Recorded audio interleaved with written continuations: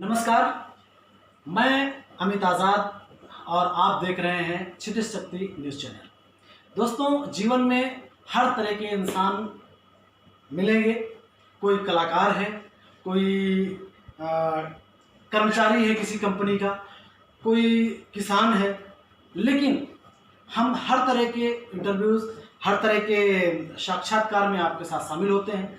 पर आज मैं आप लोगों से एक ऐसे कलाकार से मिलवाने जा रहा हूं जो कई प्रतिभाओं के धनी है। आज हमारे सामने राजस्थान के दिग्गज कलाकार, अभिनेता हैं, सिंगर हैं और ऐसे प्रतिभा के धनी कलाकार हैं श्री नीरज जी। और नीरज जी शर्मा से आपकी मुलाकात आज कुछ आपसी चर्चा, चाय पे चर्चा, इसे कुछ भी कहा जा सकता है। तो हम कुछ जानकारी नीरज जी से लेंगे और कोशिश रहेगी कि अच्छी जानकारी आप तक पहुंचे। सबसे पहला प्रश्न, सर आप कुछ अपने बारे में दर्शकों को बताएं। जी अमित जी, इससे पहले कि मैं अपने बारे में कुछ बताऊं, सभी दर्शकों को मेरा प्यार भरा नमस्कार। अमित जी देखिए, बेसिकली जो मेरा जन्म स्थान है वो है भगवान त्रिनेत्र गणेश जी महाराज की जन्मभूमि जो है रणथंभौर, सवाई माधोपुर।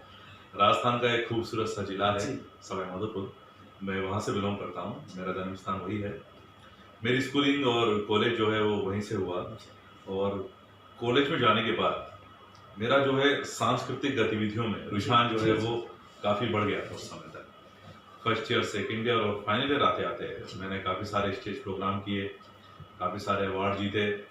और उसी दौरान फिर मेरी मुलाकात वहाँ ऑल इंडिया रेडियो जो आकाशवाणी है जी, वहाँ के डायरेक्टर साहब से हुई।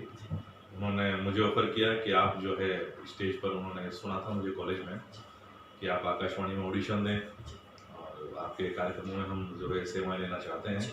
मैंने वहाँ ऑडिशन दिया और भगवान के आशीर्वाद से मेरा सिलेक्शन भी हुआ। बहुत अच्छी बात। और वो मेरी एक पहली शुरुआत थी प्रोफेशनली कि मैं जो है, जो मेरा रुझान था कि मैं जो है कला के क्षेत्र में कहीं ना कहीं एक कदम आगे बढ़ाऊं, तो वहां से मेरी शुरुआत हुई। आकाशवाणी सवाई माधोपुर से मुझे पहली बार ऑफर मिला और पहली बार मेरा कार्यक्रम शुरू। सर, जैसे कि आकाशवाणी या कोई भी ऐसा जो चैनल है, सपोज जो कहीं ना कहीं आवाज़ की दुनिया में जाना जाता है जी, और आपकी आवाज़ इस लेवल की है कि वास्तविकता में आप किसी चैनल या किसी ऐसे जो कि आवाज़ की दुनिया में जाने जाने वाले मंच से जुड़े हुए हों, आपने अपनी आवाज़ को इतनी खूबसूरत किस तरह से बनाया? मतलब क्या आपकी प्रैक्टिस, दर्शक को जानना चाहेंगे, क्या प्रैक्टिस की आपने? सर एक्चुअली जो आवाज की बात जहाँ तक आती है, तो आवाज में जो बेस होता है जी, वो हमारा कहीं ना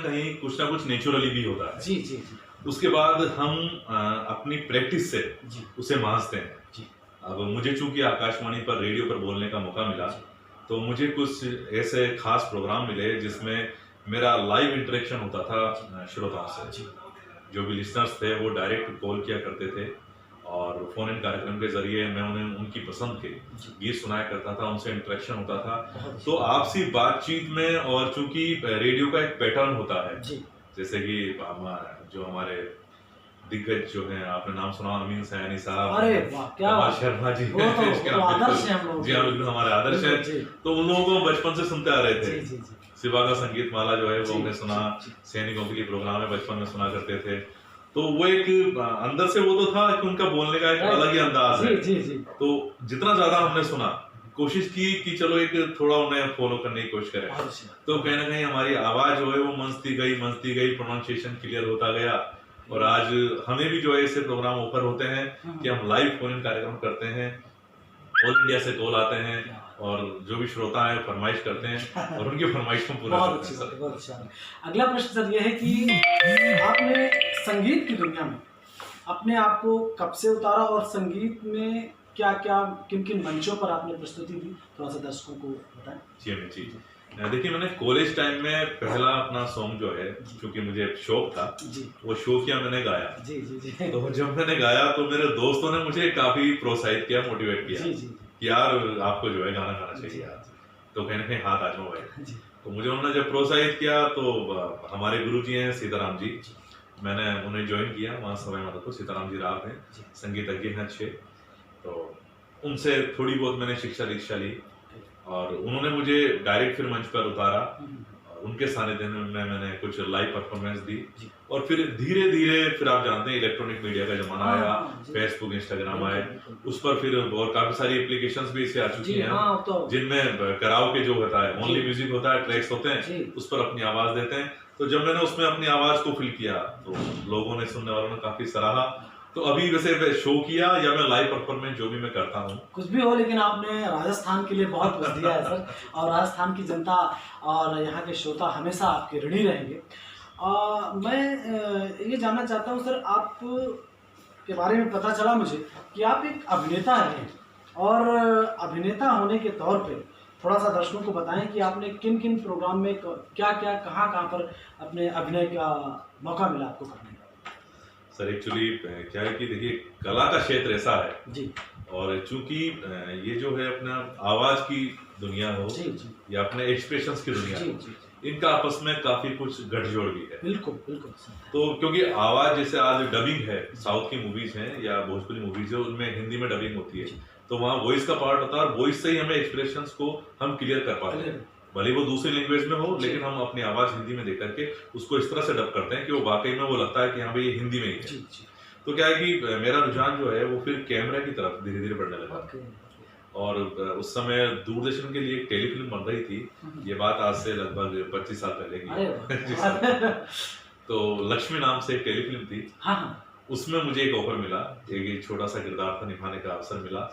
तो जब मैंने उस किरदार को निभाया तो मुझे अच्छा लगा। मैंने कहा यार, फिर टीवी पे मैंने देखा, दूरदर्शन पे, DD1 पे, तो मैंने कहा यार ये काम तो बहुत अच्छा है। और चूंकि जब बचपन में हम खुद भी फिल्म देखा करते थे, तो फिल्म एक ऐसा माध्यम मुझे लगता है कि अगर वहां कोई इमोशनल सा सीन आ रहा है तो उसे देख करके हमारी आंखों में आंसू आ जाया करते थे बचपन में।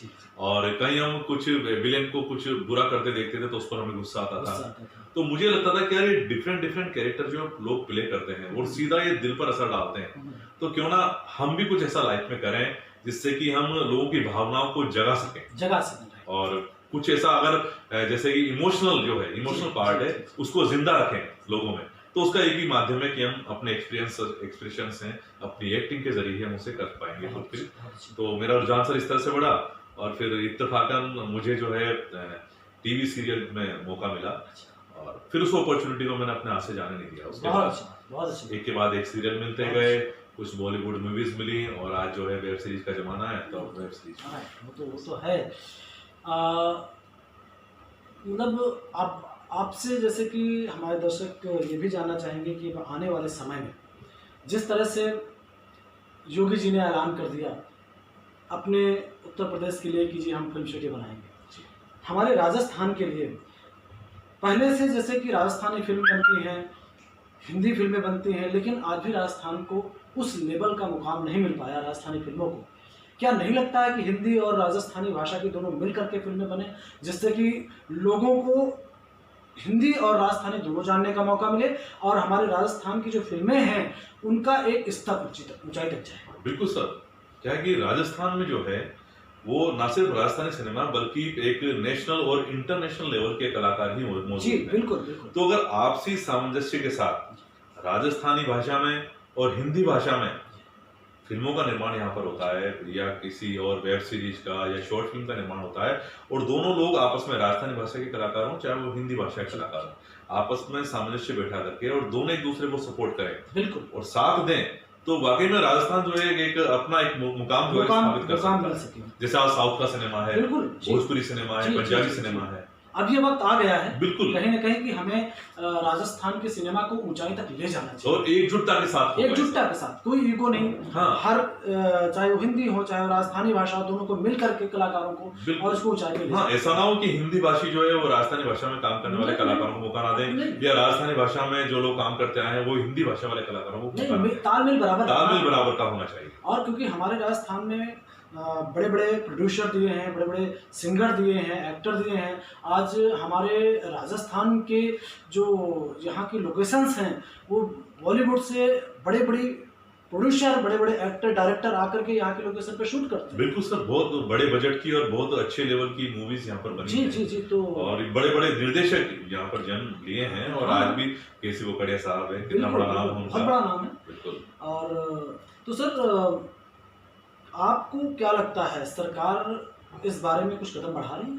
बिल्कुल सर, देखिए हम लोगों ने आवाज़ भी उठाई है इसके लिए, और जहाँ तक है सरकार का सकारात्मक रुझान रहा है। बहुत अच्छी बात है। और मैं उम्मीद करता हूँ कि जल्दी ही अरे सभी कलाकारों के लिए अच्छी खबर सुनने को मिलेगी। क्या बात है, बहुत बहुत बहुत बहुत शुभकामनाएं, बहुत बहुत शुभकामनाएं आपको। तो सर ये तो आपने बहुत अच्छी खबर सुनाई, क्योंकि ये जो कोरोना कॉल आया और सपोज लॉकडाउन लगा, इस समय बहुत सारे कलाकार हतोत्साहित हो गए। कुछ दौर ऐसा आया बॉलीवुड में जो कि सुशांत सिंह राजपूत की हत्या के बाद ड्रग्स का मामला आया, बॉलीवुड भी बदनाम हुआ। सब वहाँ पर ऐसा नहीं है कि सारे एक्टर या सारे डायरेक्टर या सारे कलाकार वहाँ पर इससे जुड़े हुए हैं ड्रग्स से, पर कुछ लोग का नाम आया, और जब तक कोई सत्य ना हो जाए, जी, किसी चीज़ का प्रमाण न मिल जाए, तब तक हम किसी को गलत नहीं साबित कर बिल्कुल। सकते। पर ये सत्य है कि हमें राजस्थान को, राजस्थान की सरकार को, राजस्थान के कलाकारों को उनकी अपनी एक अलग फिल्म इंडस्ट्री होनी चाहिए।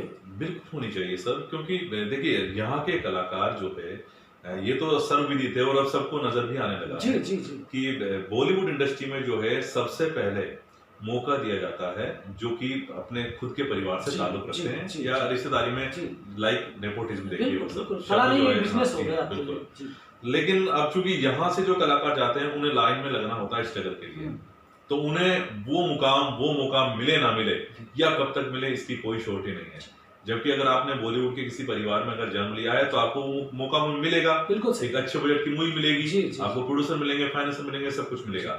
तो क्यों ना वो जो कलाकार है वहां जाकर के वो स्ट्रगल करता है, उसको वहां जाना ही ना पड़े, जी। और राजस्थान में रह करके वो राजस्थान में स्ट्रगल कर सकता है। बिल्कुल, कहाँ दिक्कत है, अगर बिल्कुल, उसमें टैलेंट है तो उसको आगे मिलेगा मंच, मौका मिलेगा, सही बात बिल्कुल। है। कम से कम वहां रहने का, खाने का, वो सब खर्चा तो उसका वो सारी बचेगा। चीजें बच जाएंगी, क्योंकि आज की सपोज जो कलाकार, कोई भी आर्टिस्ट हो, जहाँ से जाता है तो जाते ही मुंबई में काम नहीं मिलता। बिल्कुल, सबसे पहले रहने की, उसको सर सालों लग जाते हैं अपने एक छोटे से सीरियल को पाने में, एक गाना के मतलब माइक को पकड़ने में उसको सालों लग जाते हैं। लग जाते हैं। और इन सारी चीज़ों के लिए कहीं ना कहीं हर स्टेट में अपनी अपनी फिल्म इंडस्ट्री बने, तो ये सारी चीज़ें जो गंदगी और भी आ रही हैं बॉलीवुड में, ये खत्म, मुझे लगता है सर। बिल्कुल सर, बिल्कुल ये हो सकता है। वहां जाकर कलाकार जो है, अगर उसमें टैलेंट की कमी होती है तो वो वर्कशॉप लेता है। जी तो मुंबई में जब वो वर्कशॉप लेता है तो वहां रहता है, उसको रहने के लिए जगह चाहिए, एकोमोडेशन चाहिए, उसके बाद फिर खाने का खर्चा होता है उसका, और काफी सारे खर्चे होते हैं, अदर एक्सपेंसेस होते हैं।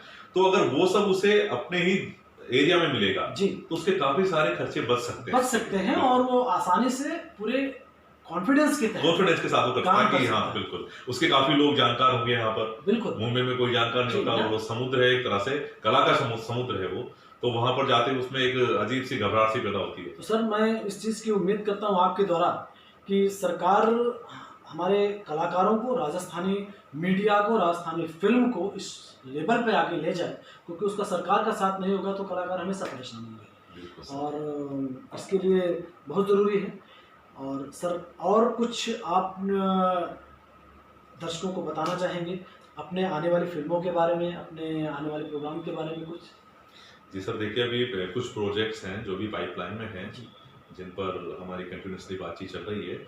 और चूंकि ये जो कोरोना काल आया है, लॉकडाउन पीरियड आया है, इसमें हमें काफी कुछ सीखने को भी मिला है कि अब ऑनलाइन का जमाना है। हाँ, ये बात बड़ी बड़ी मूवीज जो हैं, जी। अच्छी मूवीज जो हैं, बड़े बड़े कलाकारों की मूवीज जो हैं, बड़े बड़े जिनके नाम हैं, जी उनकी मूवीज जो है आज डिजिटल प्लेटफॉर्म पे आ रही है, आ चुकी है। वेब सीरीज के तौर पे या फिल्म के तौर पे, वो नेटफ्लिक्स पे, अमेजोन वगैरह पे वो सब रिलीज हो रही है। तो ऐसा नहीं है कि ये प्लेटफॉर्म छोटा है, वर्ल्ड वाइड इसके ऑडियंस हैं जी। और इसके दर्शक हैं। सो मैं सभी से गुजारिश करूंगा कि जो स्थानीय दर्शक हैं वो अपने स्थानीय कलाकारों को भी महत्व दें। जी ऐसा नहीं है कि कोई बड़ा नाम है तो हम सिर्फ उसे ही आगे बढ़ाएं या उसे ही महत्व दें। आपके एरिया का जैसे भोजपुरी सिनेमा है, वहाँ के भोजपुरी के जो कलाकार जी। हैं, भोजपुरी के लोग जो है उन्हें काफी ज्यादा तवज्जो देते बिल्कुल, हैं, बिल्कुल। काफी ज्यादा आगे बढ़ाते हैं। सत्य, साउथ का सिनेमा है, सत्य। रजनीकांत जी का क्या मुकाम जी, है, हम अगर सब हम जानते अपने हैं। मतलब अगर हम अपने कलाकार को सम्मान नहीं देंगे, उसको मौका नहीं देंगे, उसकी फिल्मों को नहीं देखेंगे, उसको तवज्जो नहीं देंगे, तो कहीं ना कहीं गलत है। बिल्कुल हम भी गलत कर रहे हैं जी, उसके लिए जी, कल को, क्योंकि हमारे परिवार में से भी अगर कोई कलाकार निकलेगा जी। तो फिर उसे भी तवज्जो नहीं मिलेगी, बिल्कुल। क्योंकि हमने भी तो अपने एरिया के कलाकारों को तवज्जो नहीं सर दी। एक चीज लास्ट प्रश्न आपसे है, वेब सीरीज आज बन रही है जी, और ये देखा गया है कि वेब सीरीज, बहुत सारी वेब सीरीज, सपोज देखा जाए तो 90% मुझे लगता है अश्लील फिल्मों से जुड़ी, अश्लील सीनों से जुड़ी हुई हैं। आज हमारा जो सिनेमा है, वेब सीरीज को हम फैमिली के साथ बैठ करके नहीं देख पा रहे हैं, और बड़े बड़े एक्टर कहीं ना कहीं इसके पीछे से पैसा जो लगा हुआ है, बड़े बड़े बिजनेसमैनों का पैसा लगा हुआ है, और उनको हमारी संस्कृति, हमारी सभ्यता से कोई मतलब नहीं है। और इस तरह से हमारी जो युवा पीढ़ी है, हमारे जो बच्चे हैं, वो उन फिल्मों को देखकर कहीं ना कहीं बिगड़ रहे हैं। इसके बारे में क्या आपके दो शब्द थोड़ा सा? जी हाँ, देखिए सर अमित जी, मैं इसका वैसे सख्त विरोध करता हूँ जी, और मैं खुद ये मांग करता हूँ सरकार से, आपके जरिए, जी जी, तमाम मीडिया के जरिए, जी कि डिजिटल कंटेंट पर भी कोई ना कोई सेंसर बोर्ड होना होना बहुत जरूरी चाहिए। है। राइट, ये बात बिल्कुल होना क्योंकि चाहिए। ये स्वच्छंद हो चुके हैं। हाँ, स्वच्छंद हो चुके हैं ये, और चूंकि बच्चे जो हैं ऑनलाइन स्टडी करते ऑनलाइन हैं, स्टडी ठीक है, जी, तो ऑनलाइन स्टडी करते करते कभी ना कभी उनके सामने हम लोग वेब सीरीज भी देख लेते हैं, राइट, ठीक। जी। अब वेब सीरीज में जैसा कि आप जानते हैं और जी। सब जानते हैं कि हाँ, भाई हाँ। उसमें अश्लीलता परोसी जा रही बिल्कुल, है, बिल्कुल। तो वो अचानक से कोई सीन आता है और हम उसे जब स्किप करते हैं, जी। तो बच्चे आज के इतने ब्रिलियंट हैं तो वो तुरंत पकड़ लेते हैं तुरंत पकड़ कि लेते there is something wrong, right. कि कुछ गलत था राइट। जिसको उन्होंने स्किप किया है। राइट। तो वो नौबत ही ना आए अगर उस पर डिजिटल हाँ। एक सेंसर बोर्ड हो। हमारे सेंसर बोर्ड को मतलब कहीं ना कहीं हमारे इस सरकार से भी एक निवेदन है कि कोई ना कोई अंकुश बहुत जरूरी है। जी हाँ, बिल्कुल। वरना अंकुश नहीं तो हमारी संस्कृति, हमारी सभ्यता, हमारी आने वाली पीढ़ी पूरी तरह से बर्बाद है। और इसी वजह से देश में जो बलात्कार, रेप के केसेस आ रहे हैं, कहीं ना कहीं उनके पीछे भी मुझे लगता है वेब सीरीज का भी 1-2% हाथ है। बिल्कुल सर, देखिए ये जो जितने भी तमाम घटनाएं जी, देखने जी, सुनने को आज जी, मिल जी। रही हैं, इसके पीछे पोर्न वीडियो और बिल्कुल। नशा, नशा, ये दो चीज जो है मेन है। जी और इसका कारण यही है कि जब सामने बंदा बार बार उसको देखेगा जी, तो ऑटोमेटिकली वो बिल्कुल, एक बिल्कुल। शिकार ढूंढता है, आसान शिकार। बिल्कुल सत्य। तो वो छोटी बच्चियों को बनाता है, तो जी। वो आज हम देख रहे हैं कि पूरा माहौल जो है इतना ज्यादा एक इरिटेटिंग हो गया है कि हमें खुद को भी डर लगता है डर लगने लगा कि भाई हम जो है अपनी बच्चियों को बाहर भेजें ना भेजें, सच है, सच है। क्योंकि मानसिकता कब किसकी क्या हो जाए कोई नहीं जानता। तो मानसिकता सुधारने का यही एक तरीका है कि आप डिजिटल कंटेंट पर एक सेंसर बोर्ड सेंसर बिठाएं, बोर्ड होना जरूरी ताकि है। जब ये सामने चीजें आएंगी नहीं तो हम्म। कोई किसी को प्रोवोक करेंगी नहीं, नहीं करेंगे। और जब करेंगे नहीं तो बंदा अपनी मर्यादा, अपनी लिमिटेशंस को में रहेगा। तो दर्शकों, ये थे हमारे नीरज शर्मा साहब, जिनकी प्रतिभा के बारे में मैं पहले आपको बता चुका हूं। हमारी शुभकामनाएं हैं कि आने वाली फिल्में इनको और भी आगे अच्छे मुकाम पर ले जाएं, क्योंकि हम प्रदेश के सिनेमा को और प्रदेश के कलाकार को आगे ले जाने के लिए प्रतिबद्ध हैं। आगे भी किसी न किसी अच्छे कलाकार के साथ हम अगला इंटरव्यू रखेंगे, अगला साक्षात्कार रखेंगे, आपसे मिलवाएंगे। और मेरी बहुत बहुत शुभकामनाएं हैं शर्मा जी आपको कि आप हमेशा आगे बढ़ें। बहुत बहुत धन्यवाद, आपने मुझे मौका दिया, धन्यवाद।